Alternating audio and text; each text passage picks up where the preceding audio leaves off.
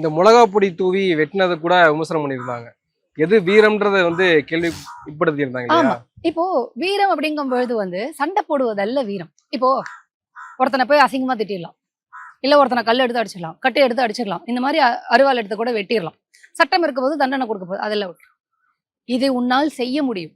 சுர்ஜித்தாள் இப்போ சகோதரி காதலித்தான் அப்படிங்கிறதுக்காகவே அந்த பையனை போய் ஏமாத்தி, பொய் சொல்லி ஏமாத்தி நம்ப வச்சு கொலை செய்ய முடிஞ்ச அந்த சுர்ஜித்தாள் அவனுடைய சமூகத்திற்கு இந்த இந்திய நாட்டில், இந்திய ஒன்றியத்தில் மறுக்கப்பட்ட உரிமையை பேசி வாங்கி தர முடியுமா? அப்ப எது வீரம்? அடிப்பதல்ல வீரம், கோபத்தை காட்டுவதல்ல வீரம். சக மனிதனுக்காக குரல் கொடுக்க முடியுமா? உன்னுடைய உரிமைக்காகவே உனக்கு குரல் கொடுக்க முடியுமா? வீரம் அப்படிங்கிறது ஒண்ணும் இல்லைங்க, சிந்தனை. அந்த சிந்தனை எப்படி இருக்கணும்? நேர்மையானதாக, அழகானதாக இருக்கணும். இப்ப சுர்ஜித்தோட சிந்தனை எப்படி இருக்கு? ரொம்ப கேவலமா இருக்கு, கொலகார சிந்தனையோட இருக்கு. அப்ப இது வீரம் இல்லை. சோ வீரம்னா என்ன அப்படிங்கிறது ரொம்ப சிம்பிள். உண்மையை பேசக்கூடியதுதான் வீரம். அப்ப சுர்ஜித்துக்கு அது இல்லையா? அவனுடைய சமூகத்திற்கு இங்க மறுக்கப்பட்ட உரிமையெல்லாம் அவரால் பேசி வாங்கிட முடியுமா? அது முடியாது.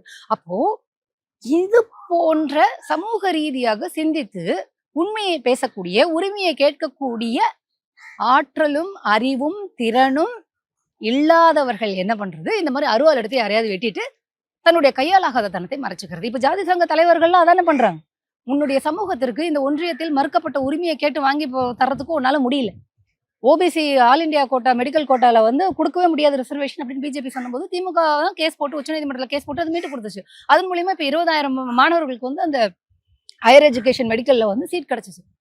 இப்போ இந்த ஜாதி சங்க தலைவர்கள் தன்னுடைய மக்களை ஜாதி பெருமை பேச வச்சுக்கிட்டு, அவங்கள கொலகாரர்களாக மாட்டிக்கிட்டு, சக மனிதர்களுக்குள்ள விரோதத்தை கற்பிச்சுக்கிட்டு, அவன் அடிச்சுக்கிட்டு நிக்கிற நிலையை தான் உருவாக்கியிருக்காங்களே தவிர, அந்த ஜாதி சங்க தலைவர்கள் உன்னுடைய சமூகத்திற்கு மறுக்கப்பட்ட இடஒதுக்கீடு உரிமையோ இல்ல வேலைவாய்ப்பு உரிமையோ பெற்று தந்தார்களா? அதை செய்யறதுக்கு அவங்களுக்கே துப்பு கிடையாது, தைரியம் கிடையாது.